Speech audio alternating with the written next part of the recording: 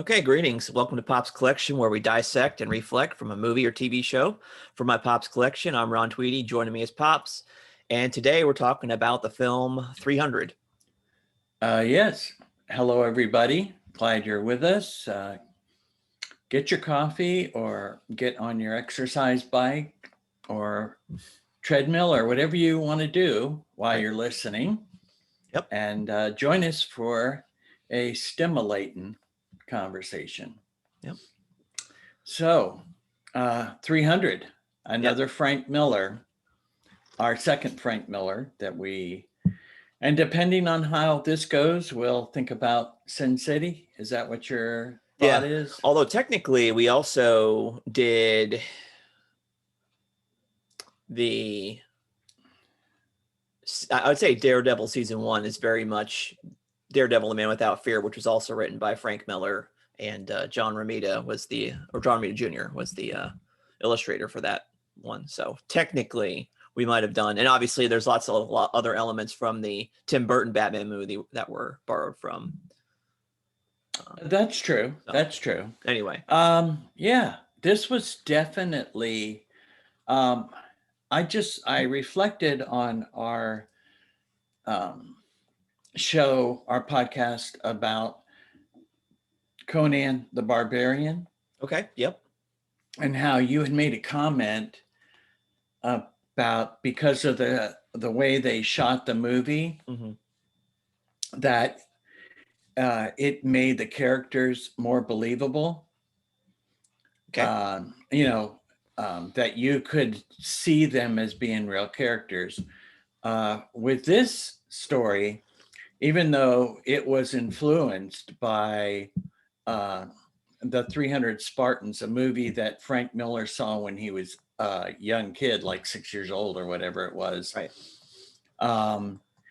There was really a Battle of Thermopylae, Yes. And it did involve some Spartans. Yes. However, it was definitely different. Right. In the real story base, I guess it would depend on which historian that you believed at the time. Right. Because there were some that said that the Xerxes' army was 1 million soldiers. There's others that said it was 100,000. Some said 150,000. And actually, there was at one time in the real battle, there was 300. Yes. But didn't start out that way. Right. But in this case, I thought that just like any story being told, like that thing where you're supposed to whisper something to somebody, and by the time it gets to the last person, it's totally different. I forget what they call that, but you know what I'm talking about, yeah, right? You're talking about telephone. I think it's a little bit different. Ancient historians would probably not say it's like that. It's probably a little bit different. The way you do historiography is a little bit closer to, looking at what are the available manuscripts, who were the authors, what is their other work like, is there a way we can corroborate their stories? There's a lot that goes into it. And so instead of it being like telephone, it's more like, okay, is there a group of people? Are they, what is their, and the other part is that it's not like historic, history is just, it's not like it's a what we expect it is today, where you have like somebody writing a textbook and said this event happened on this date or whatever. It was certainly more of a narrative format.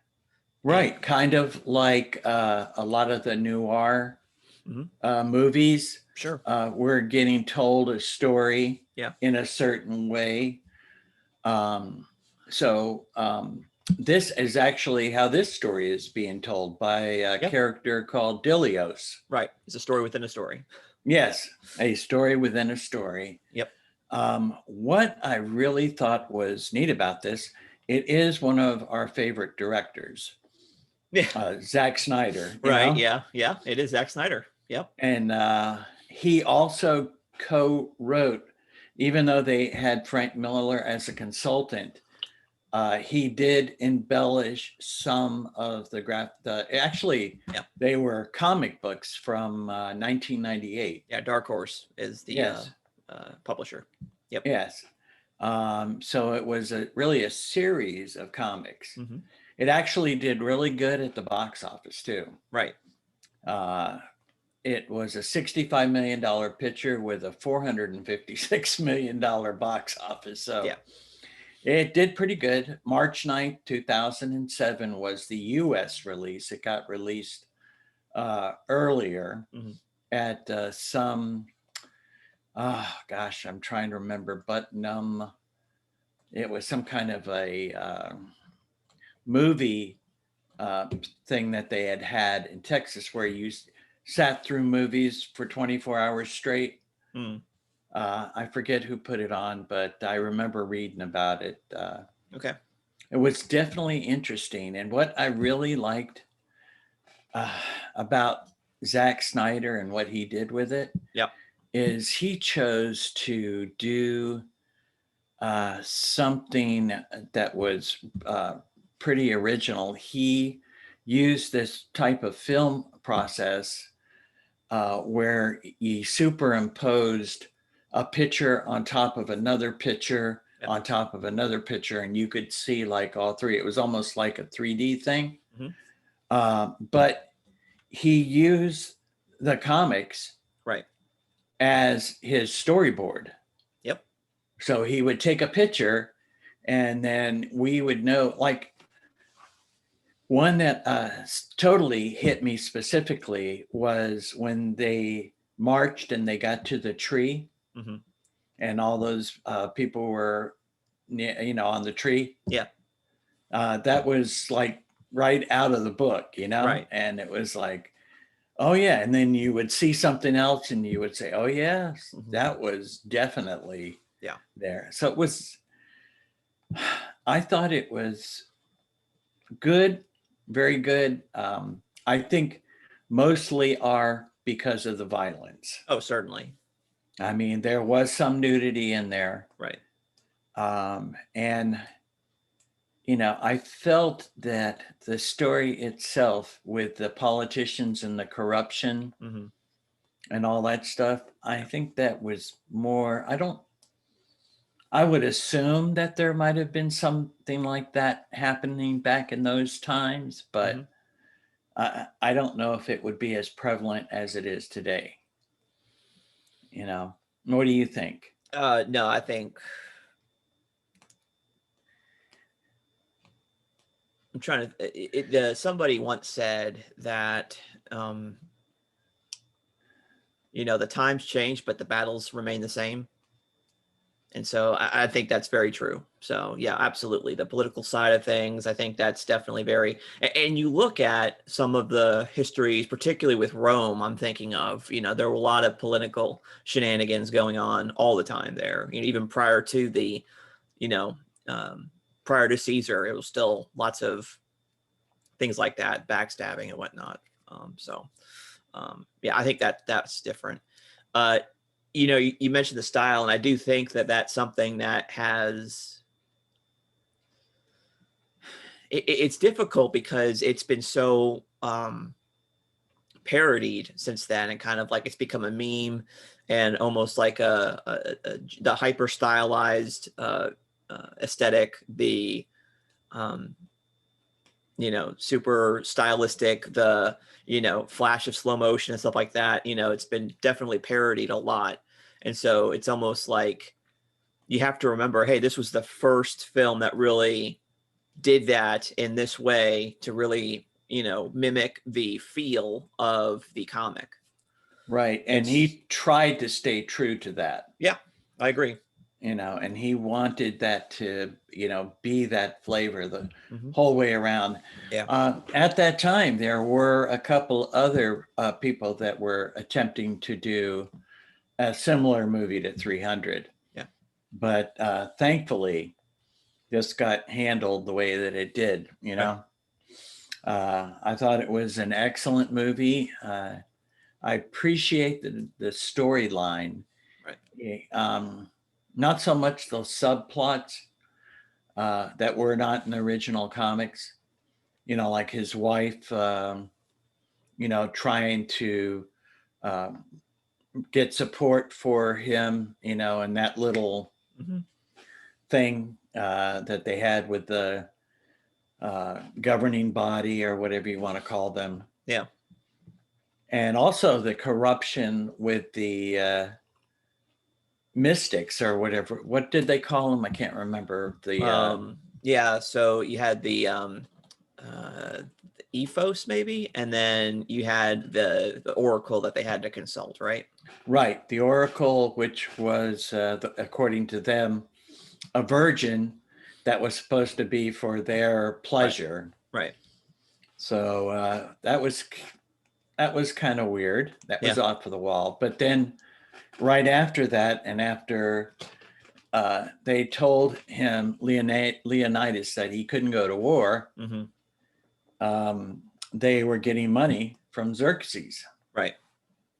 So it's like, okay, that's not really what the Oracle was saying, maybe, or It's possible.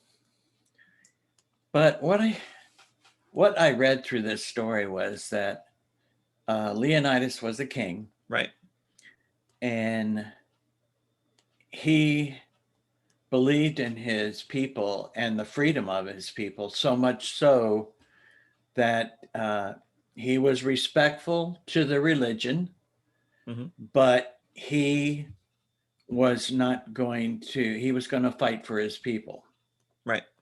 During up to the storyline. That's pretty much what I read or I felt that the storyline was about. Hmm.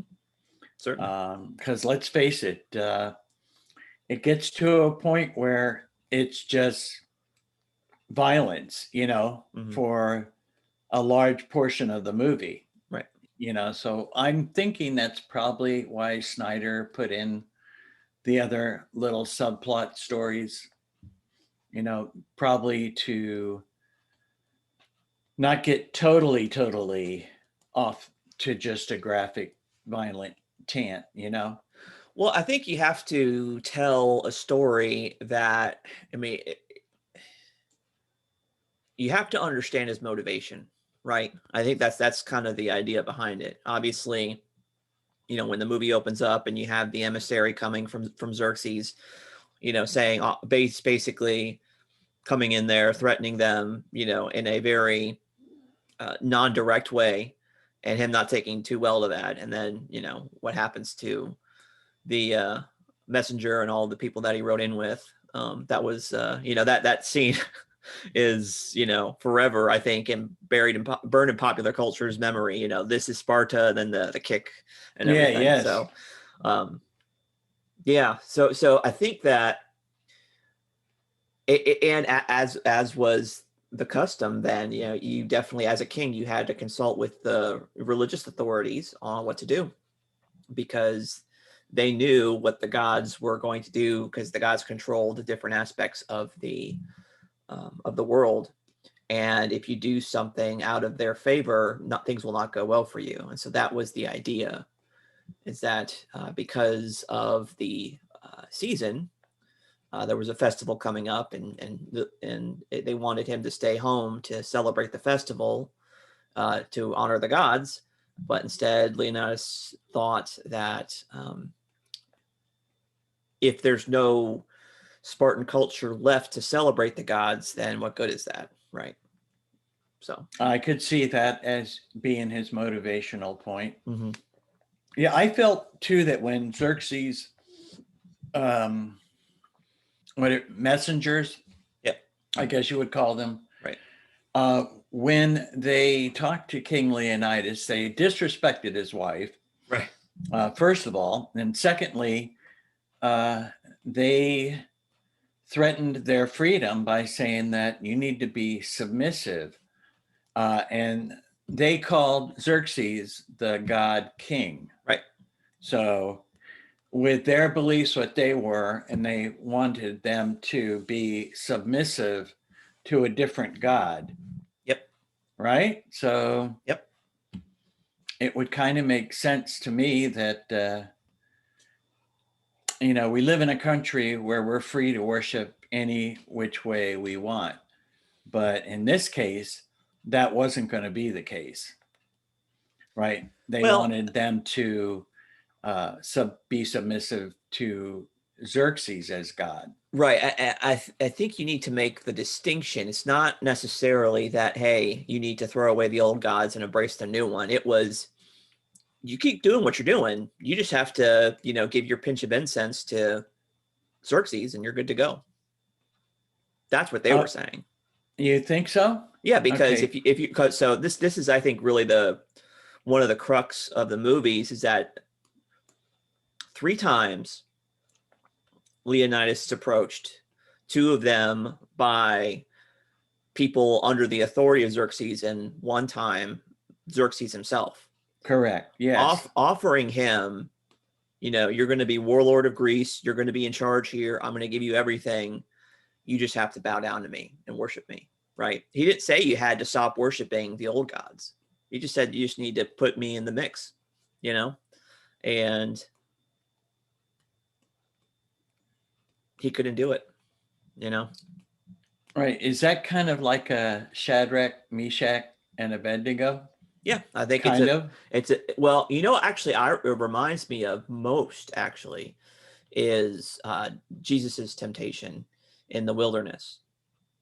3 times Oh, yes. three With times the Satan. devil tempts him, right? And Yes. the third one, he takes him to the highest place and says, "All this will be yours if you bow down to me." That's true. Yes. You know, That's, wow. That is a perfect analogy. right? And I think really with and the thing is that functionally speaking, right, from a day-to-day experience, nothing would change for Leonidas if he were to do that. He's still in charge of his people. He still can do what he's supposed to do. All he's doing is saying that, hey, by the way, I'm also have to pay fealty to this mortal, essentially, right? Right. But also his people too. Right. So the idea is that I've been thinking about this a lot lately. It's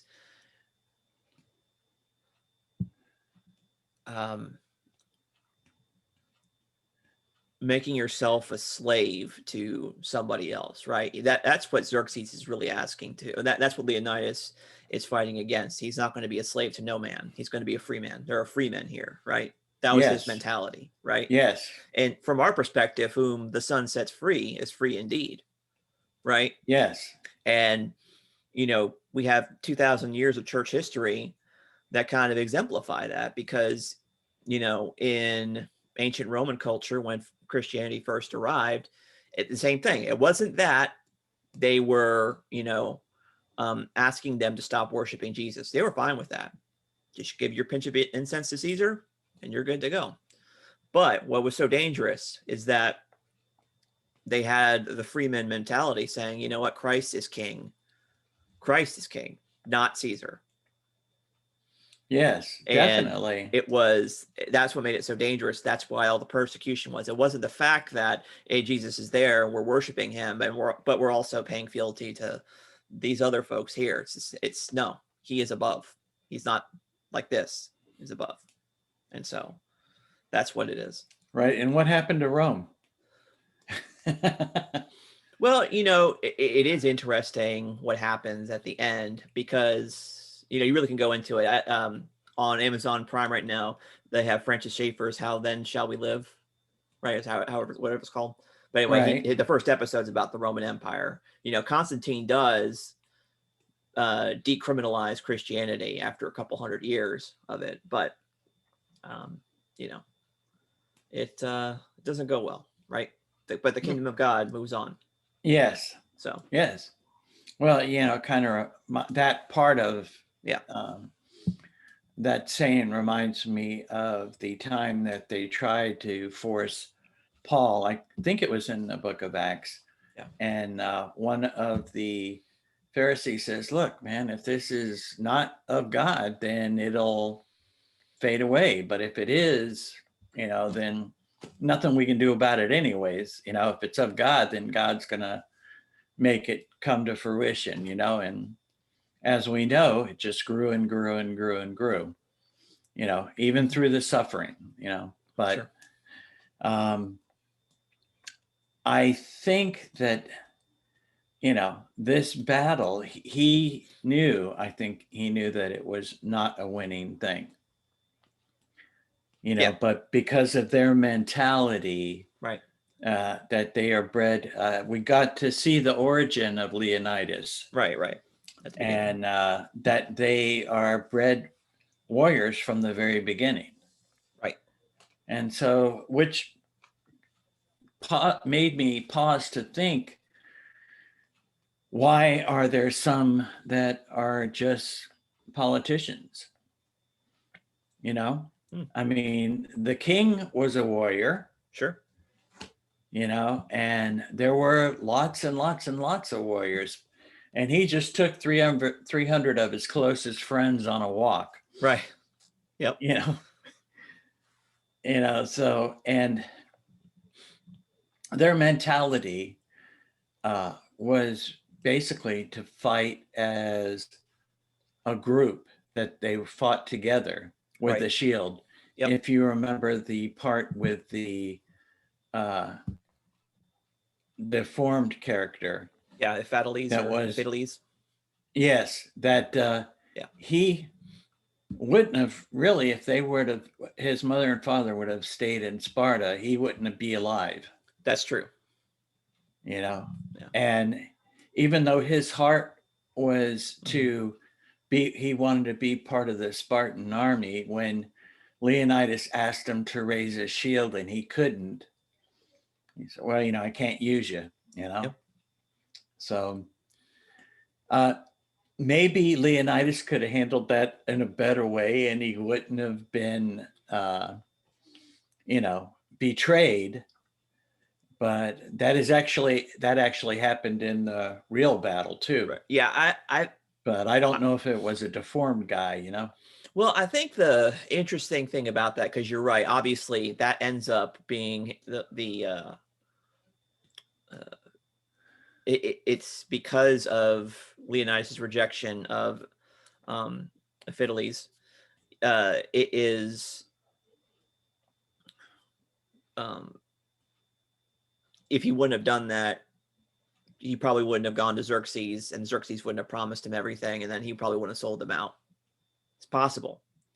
At the same time, if you'll remember during the battle when they launch those arrows, right, in the Yes. sky, and they blacken the sky with the arrows, literally. And, you know, all the Spartans had to put up their shields just like that. So at the same time, if he let him be a part of that, you know, what would have happened? And the other part is that Leonidas is absolutely right that the thing that makes the phalanx so strong, which is the battle formation that they were in, is that every man's shield is protecting the man to his left. And so if you don't have that, then you have one weak point there. That's where the other army's going to get in. So he was absolutely right. Now, the only thing I could see that him getting out of that was making him do something a little bit more heroic than to tend to wounded or whatever that he told him to do. If he had like a special mission for him, that might have been something. In fact, maybe, you know, sending him to Xerxes to give him false information, that might have been something that would have been better, but I don't know. Yes. Well, you know, yes, there are a lot of possibilities there, but it wouldn't be, since it really happened that there was a betrayer. Right. I believe that made the story interesting for that Frank Miller added that into his part of the story. Right. Now, I saw the 300 Spartans a long, long, long time ago. And I cannot tell you, I do not remember a whole lot about that. I think I would like to see it again. Yeah. Just to compare. Yeah. Now that was done during the time of like when cinematography and cinemascope, it would be a lot like the Conan the Barbarian movie. Hmm. It would be quite similar to that. There were a lot of epic movies that they did in that vein Yep. Yep. back then, and it really made going to the movies a great experience. Hmm. This movie I did not see in the movie theater. Right. I had purchased it on DVD when it came out, Hmm. because again, your mother would not go to the movie theater to see this. I can promise you that. Yeah. Although Tracy kind of quite liked the movie, so Yeah. no. Well, it was good. Yeah. Let's face it. It was. I think that it depicted a time. Uh, it was, I think, true to that time period. Maybe. I don't know. Well, every It got it. There were some folks that were painting its historical inaccuracies. So right, whatever. but it's a comic. He was being accurate to the comic, not accurate I to see what you're saying. Yeah, that actual story. Gotcha. Okay. No, right. that's fair. Zack That's fair. Snyder's whole thing was that he was going to be Yeah. accurate. That's why he took the pictures. Which I do think that from that perspective, he's very faithful. Probably one of the most faithful adaptations to a graphic novel that I've seen. Right. And so, I mean, can you just imagine looking at the comic book and say, wow, Yeah. I've got to have this picture here. Right. And he, just took a shot right out of the comic book. Right. And he would say, oh, well, I got to have this. Okay. Right. So how do we get from here to here? And he makes his story go from that way. And that's where his part of the writing, I think, went into. And I think that's why he had Frank as a consultant, mm-hmm. so that he could, kick these things off. Because, I mean, let's face it, Frank Miller is an incredible writer. Yeah, I agree. One of the best. Yeah.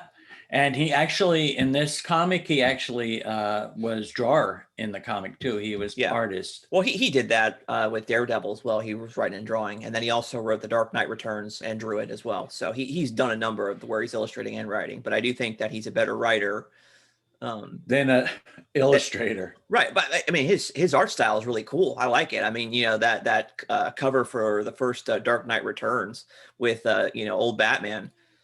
It looks awesome. I mean, I love it. It's pretty cool. But I do like it when he partners with other amazing artists, like the aforementioned Daredevil, Man Without Fear, John Romita. I mean, so good. I mean, I love.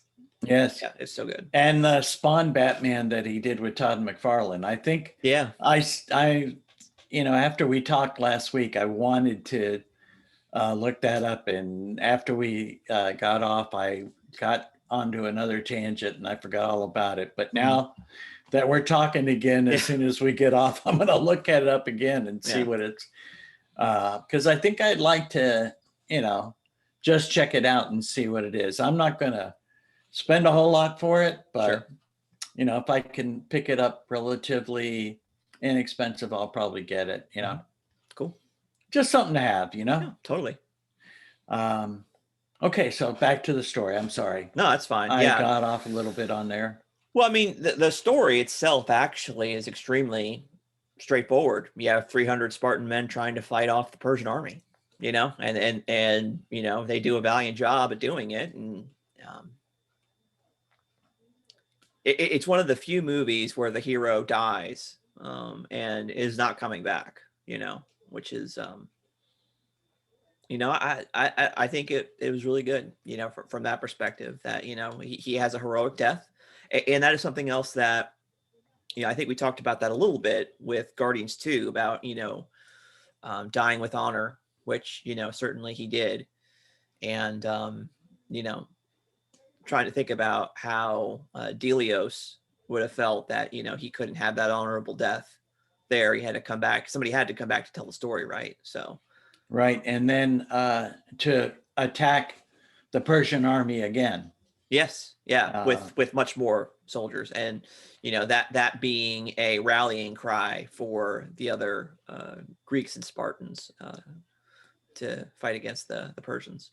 Right. And according to the historical tellings of it, Yeah. It was like 2 years later, Yes, that's right. so we really don't get that in this story, but Right. Dilios is telling the story, Right.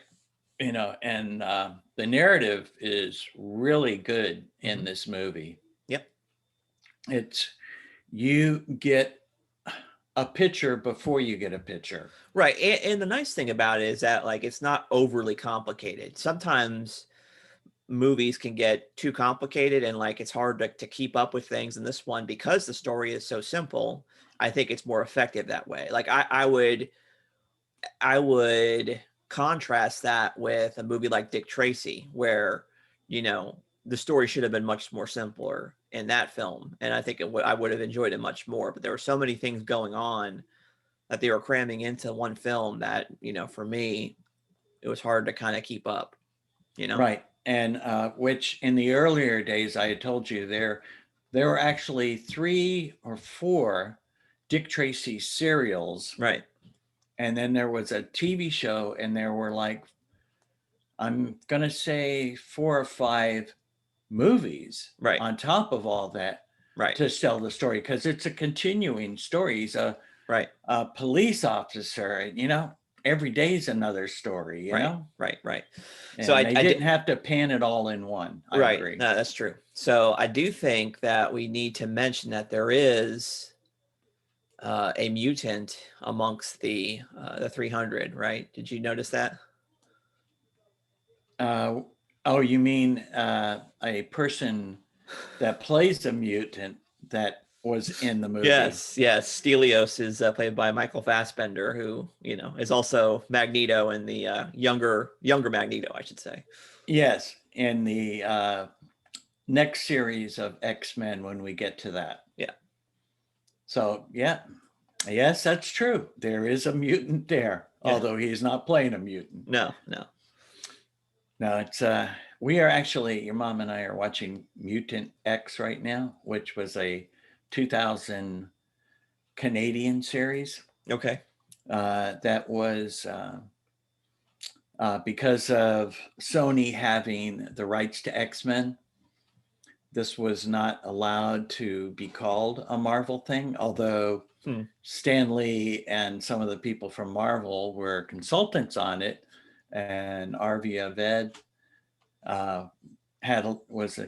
it was his concept, and there was actually a lot of problems with Sony. They had to actually shut it down after 3 seasons because of the issue with it being similar to X-Men. Okay. Although there is Mutant X comics, Okay. But I guess because Sony had the rights, and they didn't want to do it, I guess. But anyways, so we are watching that show, and your mother sees actors and actresses on there from shows that we watch, and she can name them all the time. But if I tell her, oh yeah, this one he's in my he was in the Arrowverse. Oh, really? Which one? It's like, come on, really, Ma?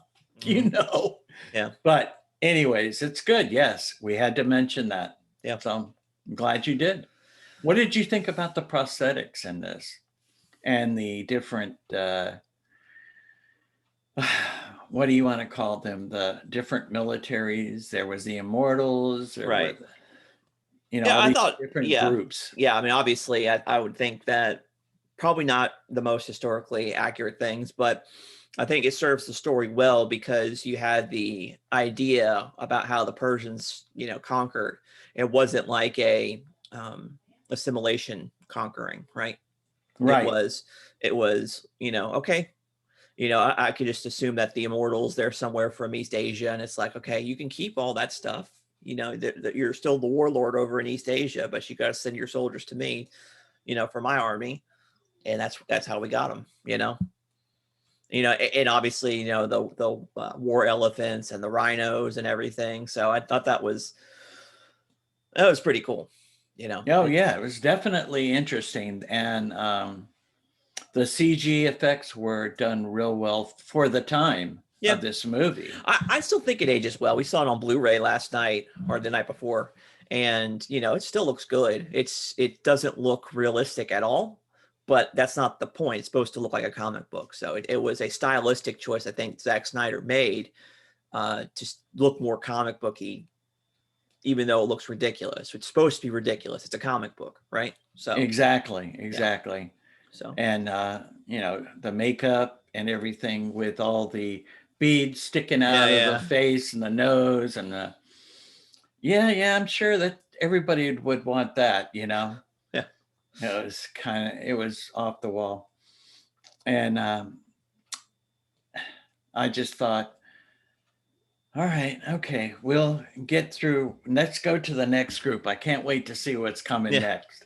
Who's coming next. Oh, it was almost like a Lord of the Rings thing. Sure, yeah. And a very similar type. But the graphics and the CG where they had all the armies together and the little groups on the beach. Yep. And, they thought, oh, with all those ships crashing into the reef, oh, good, we put a big dent in them. Yeah. Nope. Right. Of course, historically, Leonidas and the 300, or at 7,000 really, as it started out supposedly, were the land battle. And then there was also a sea battle, which they believed that if they were to attack on both fronts, that they would be successful. And when Leonidas and them failed the sea battle, the general that was running that, or leader, he backed off until 2 years later, right, when they got everybody, more than the 300, I guess we can call it, because in the end of the historical events, it was 300 left, right, before they all went down.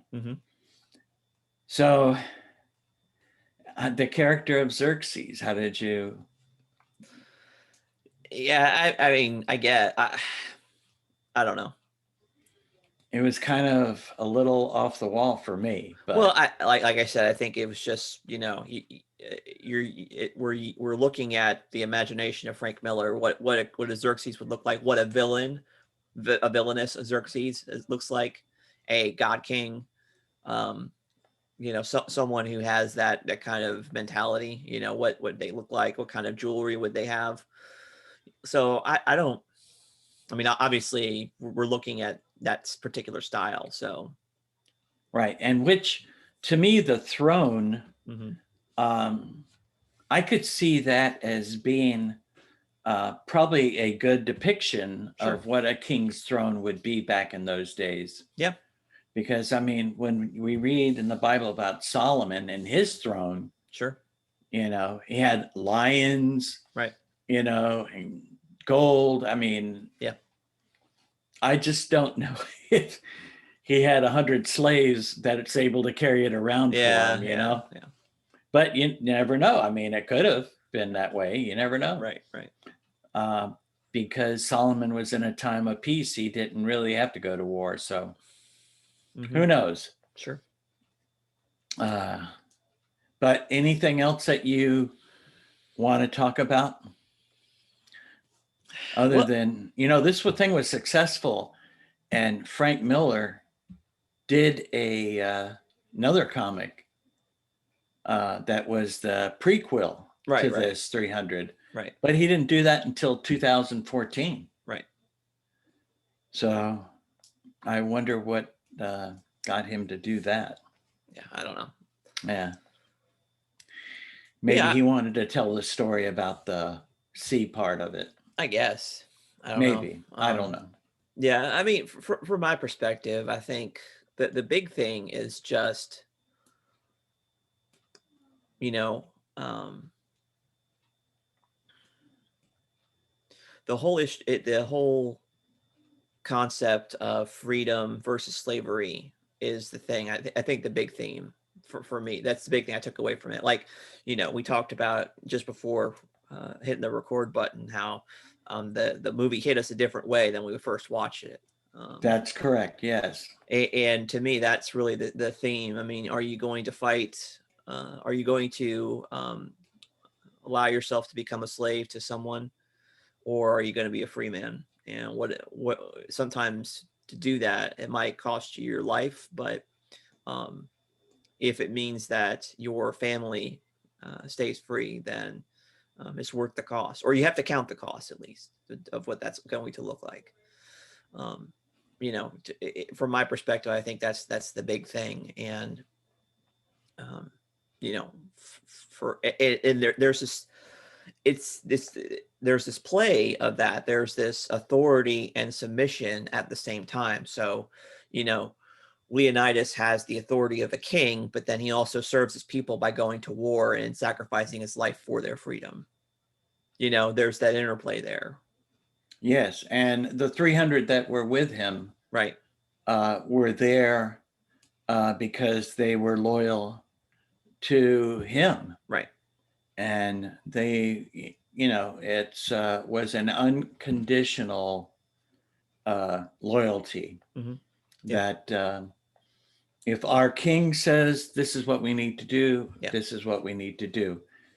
And I thought it was interesting the way that they had the part that the only people that were with him, the only soldiers that were with him, were soldiers that had a son that Yes. was left behind, so Right. that they would not, their name would not be erased. Yeah, except for Astynos and his son. That was there with him, right? Well, yes, but he said Right, he has other sons. he had other sons. Right. So, which in the comic, there wasn't a whole lot made of that until his death. Right. In the comic, you had these other interactions with his son, but you know, not so much in the book. But right. There were a few things that were added on, but sure, it was good, definitely. Yes, I felt the same way, that it was definitely a movie about not being submissive to something that wasn't true to your beliefs. Mm-hmm. Sure. Because they attempted to make Xerxes and everything that he looked, when you know, he had all this sin and stuff going on inside of, you know, there was this orgy and everything going on. Not the best of things that you would want yourself to be involved with. No. And I think they portrayed that image to almost, it was definitely like a good against evil. Oh, certainly. You know, freedom against being submissive to the evil part. Yeah. Yeah. Although at the same time, this is also the good guys, quote unquote, were also the guys that were, if you know, a baby was born deformed, they threw him off a cliff. So, I mean, that's true. That is true. There's definitely degrees of good and evil here as well. You know, definitely got to put that out there. But that's the thing. At the end of the day, you know, men should be free. You know, and the funny thing is, for us, as Christians, it's like we get that freedom in Christ, but then at the same time, we become you know, the way we get that freedom is becoming slaves to Christ. That is correct. You know, so it you know, again, there's this. It's almost like a paradoxical thing where, you know, as you submit to Christ, you find true freedom, which is very counterintuitive, but that's really what it boils down to. And that's why for us as believers, we should feel like free men and we should act as free men. You know, that's something we need to think about, especially the times we live in today. That's true. Actually, in church today, we were talking about counting the cost. Yep. You know, because in his word, you know, Jesus said, hey, if you're going to be my disciple, you got to, you know, forget about your mother and father, forget about your kids, you know, I come first, you know, and by accepting him and being subservient to our Father and Jesus Christ, we have our family, and they're all blessings. Mhm. And it's something that it just kind of grows and grows. Uh, you think about, originally it was my mother Right. and my brother and my sister and myself. Mhm. And then I got married to your mother, Right. and we had 3 children. And then you had 3 children, Right. and the family just is expounding and growing more and more. And the more that we uh, share our faith and share our beliefs, the family grows more and more. Right. And it is the same thing with, your mom's brothers and sisters, Sure. and how those families have grown. And they're all a part of our family, Mhm. you Yep. know?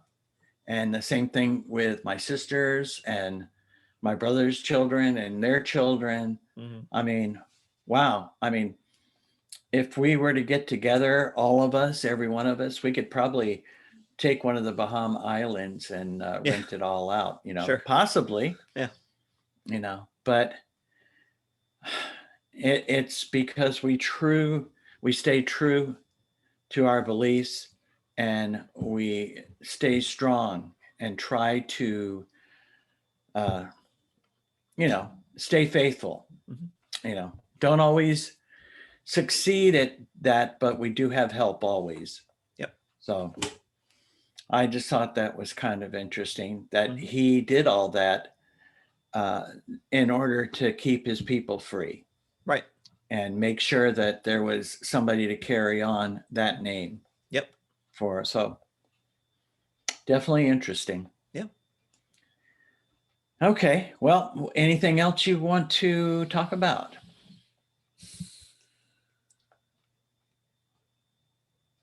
I mean, we could talk a little bit about Queen Gorgo. Um, you know, it it's very different. You mentioned it's very in passing about how the emissary from Xerxes insults her, right? And Yes. I do think that might have been a cultural difference, right? Because obviously Persian culture, or ancient Persian culture, might have treated women a little bit different than Spartan women, right? So I think that something to do with it. But her arc of to me, like, as the emissary is trying to offer, peace through submission, you know, Leonidas looks towards his wife and she kind of just gives him a look like saying, "Hey, get rid of this joker. Who does he think he is?" I thought that was really cool, as what you look for in a wife. Yeah, someone who's going to encourage you, remind you of who you are, and she feels Leonidas's protection enough for her to not also have that slave mentality. That's true. And also the depiction of her later on, Yeah. to standing behind her husband Right. and willing to go to talk to the governing, Right. to the council, Right. to and all of the rigmarole that the hoops that she has to go through, let's Right. say, Right. in order to achieve the goal that she wants to achieve. Yeah. Obviously she does compromise herself, sexually with the councilman. And, I definitely think that is something that she didn't have to do, obviously. And we know that it didn't work anyway because he was just going to be the slimy politician that Yes. he is. But when she goes and finally kills him, that was a very satisfying conclusion, I think, to that part of the story. Right, because he was just using her. Right, and it's revealed in a very artistic way of his treachery, because as the blade plunges through him, the sack of gold coins with Xerxes' face on it, spills out. Which Yes. it's like, oh, he was in league with the Persians all along. So Yep. We got to find that out. yeah, and it would. I think if he didn't betray her like that, she wouldn't have gotten mad enough to kill him, and then that wouldn't have been revealed, right? Right. But it became justifiable at that point. Shoot, yeah. You killed a traitor. Yeah. Yeah. So, and which also would tend to lead to the story that that's why the rest of the army, Right. you know, Exactly. that she got her point across, Right. I'm going to say, in a Yeah. da-dum-bump way. Right. You know, and that's how we got to the point of Dilios telling the story in front of the army of hundreds of thousands or whatever there were. Yep. You know, That's right. so yes.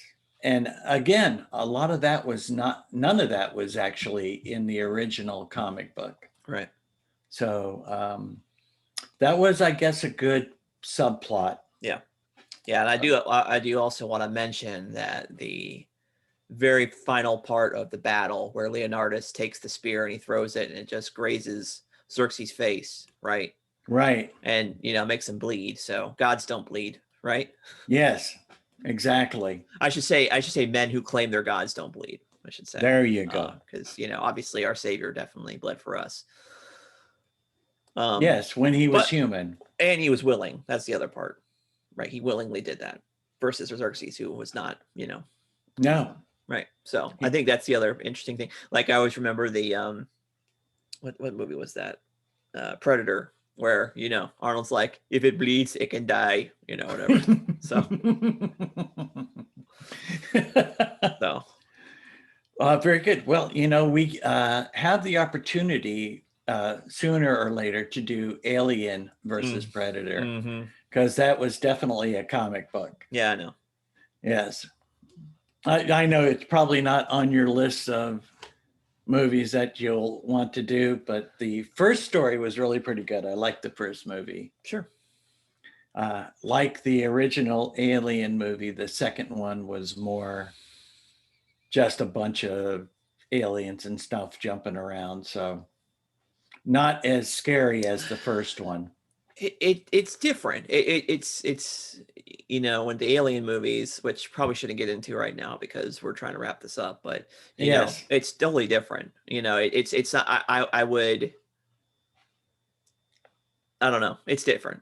We'll talk about it at another time. Yeah. Okay. Sure. Or we can talk about it. Yeah. I'll have to twist your arm, maybe. Yeah. Okay. So we covered the Queen, we covered the King, we covered the battle, we covered the enemy, we covered the council. Yep. We covered just about everything, I think. Sure. Yeah. I'm all done. I've said everything I needed to say. Well, that's good. Good. All right. The only thing left then would be the rating. Sure. Yep. Okay. And would you like me to go first, or? It's up to you. Okay. Well, I thought it was excellent. And because Zack Snyder stayed true to the comic, I'm going to give it a 9. Okay. I know it might seem a little high, but I did like it. Yeah. A lot. Yeah. Yeah, I'd say 8.5, you know, almost 9, because it's very similar reasons. I think the other thing, I think this is a better story for us today than it was in 2006. We live in a much different world. And like you said, we need to count the cost. You know, are we going to be free men or are we going to be slaves? And, you know, what's it going to cost us? And, you know, what kind of a world are we leaving for our children? Right. So, right. Because that is really our job. I remember one of our messages at Calvary Chapel when we were in Fort Lauderdale was the legacy. What kind of legacy are we leaving? Yep. What are we doing with the dash? Yep. Yeah. So yeah, I agree with that totally. Cool. All right. So let's close it up there. I guess we can let's go ahead and do Sin City next week if you're cool with that. The first Sin City. Yeah, I'm not going to do the sequels at this point. I just want to stick to the first ones. Right. That's the most important ones. Right, right. Okay. Okay. Sounds great to me. All right. Well, thank you all for joining us for another episode. Please visit us on Facebook and Twitter and drop us a like. And if you have any feedback, go ahead and send us messages that way, or you can email us at popscollectionpodcast@gmail.com. So see you next week with Sin City. Goodbye and God bless. Goodbye. God bless, and tell your friends.